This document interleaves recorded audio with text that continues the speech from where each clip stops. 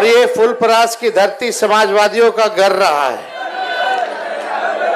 कर्पूरी ठाकुर जी की कर्म भूमि है और आज कर्पूरी ठाकुर जी के कर्म भूमि पर आदरणीय राहुल गांधी जी आए हैं। मैं आप सब लोगों की तरफ से सबसे पहले इनका स्वागत और अभिनंदन करता हूं। दीपांकर जी, मुकेश साहनी जी, हमारे बड़े भाई वेणुगोपाल जी, मनोज झा जी, संजय यादव जी, राजेश राम जी, सभी मंच पे सम्मानित हमारे नेता पदाधिकारी और दूर दराज से फुलपरास से आए हुए ही नहीं बल्कि पूरे मधुबनी जिला से आए हुए आप सब लोगों का तेजस्वी, आप सब लोगों को सलाम प्रणाम आदाब करता है, आप लोगों का स्वागत करता है। देखिए, ज्यादा कुछ कहना नहीं है, पूर्व में वक्ताओं ने सारी बात जो है विस्तार से बता दी है। हमारा यात्रा किस मकसद से चल रहा है वो आप भी जानते हैं। लोहिया जी कहते थे और लालू जी भी कहते हैं उसको, वोट का राज मतलब छोट का राज। और ये भाजपा के लोग, एनडीए के लोग मिल करके आप लोगों का अधिकार ही नहीं बल्कि आप लोगों के अस्तित्व को मिटाना चाहते हैं।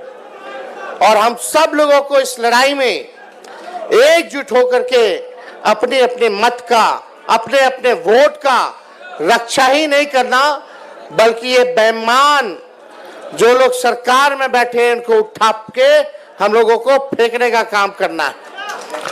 सत्ता पलट करना है कि नहीं करना है? तो उससे पहले तो आपको अपने वोट की रक्षा करनी पड़ेगी, नहीं तो और राज्यों जैसे ये बेईमान जो है वोट की चोरी करते रहेंगे और राज करते रहेंगे। इसलिए हम लोग बोलते हैं, तख्त बदल दो, ताज बदल दो, बेईमानों का राज बदल दो। तो देखिए, कुछ दिन पहले ही हम यहाँ आए थे, कर्पूरी जी का जयंती हम लोगों ने मनाया था, उसमें सारी बातें कहे थे हम लोग, लेकिन एक दो पॉइंट जो है हम चाहेंगे आपको याद दिला दे। हम लोगों की कर्पूरी जी ने सबसे पहली बार जो है आरक्षण दिया, उसके बाद लालू जी की सरकार बनी, लालू जी ने सामाजिक न्याय कर्पूरी जी के काम को जो है आगे बढ़ाकर आरक्षण बढ़ाया। राबड़ी देवी जी की सरकार बनी, उससे ज्यादा आरक्षण बढ़ाया। और जब हम लोगों की 17 महीने की महागठबंधन की सरकार बनी तो सबसे ज्यादा आरक्षण हम लोगों ने दिया और 65% आरक्षण हम लोगों ने बढ़ाया, टोटल 75% EWS को मिला करके। हम लोग जानते थे ये भाजपा वाले आरक्षण चोर हैं, आरक्षण चोर, वोट चोर तो है ही, ये लोग आरक्षण चोर भी हैं। सरकार चाचा जी पलट गए, हमारे हाईजैक हो गए उधर, अब उनसे बिहार संभलने वाला नहीं है।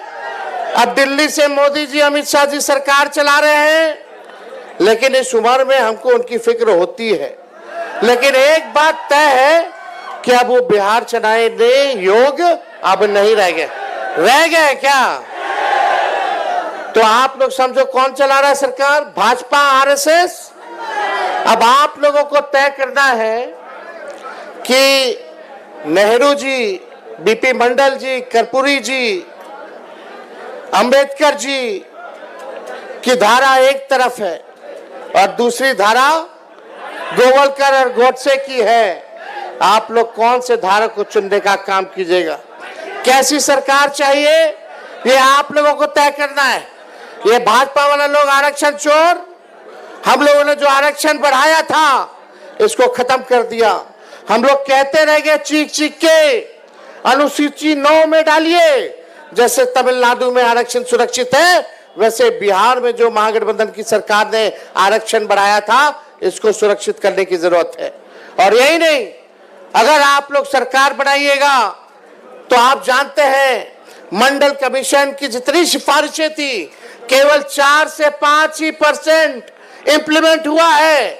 हमारी सरकार बनेगी, इंडिया की सरकार बनेगी तो आप समझिए सारी सिफारिशों को हम लोग जो है लागू कराने का काम करेंगे और सबको जो है अधिकार देने का काम किया जाएगा। तो ज्यादा कुछ ना कहते हुए आगे यात्रा में भी हम सब लोगों को जाना है और राहुल गांधी जी को भी आपके समक्ष जो है बात रखनी है। लेकिन एक बार बताइए, आरक्षण चोर कौन है? जोर से बोलिए। और वोट चोर? अब इन लोगों को हिसाब किताब बता देना है। 2 लोग गुजरात से तय करेंगे कि बिहारी का कौन कौन बिहारी वोटर होगा। हम बिहार के लोग हैं, हम लोगों को चूना लगाएगा तो हम लोग खैनिये में चूना रगड़ देते हैं और चूना को ठोक करके उड़ा देते हैं। चलने वाला नहीं है, एक बिहारी सब पर भारी। तो आप सब लोग वादा कीजिए, पूरे इंडिया गठबंधन मजबूती के साथ चुनाव लड़ेगा। जो भी साथी चुनाव लड़ेंगे, आपको कैंडिडेट नहीं देखना है, आपको संविधान और लोकतंत्र को देखना है। राहुल जी और लालू जी को आप लोग देख करके वोट देने का काम कीजिए। इन्हीं चंद शब्दों के साथ आप सब लोगों को दिल से धन्यवाद, बहुत बहुत धन्यवाद। जय हिंद, जय बिहार।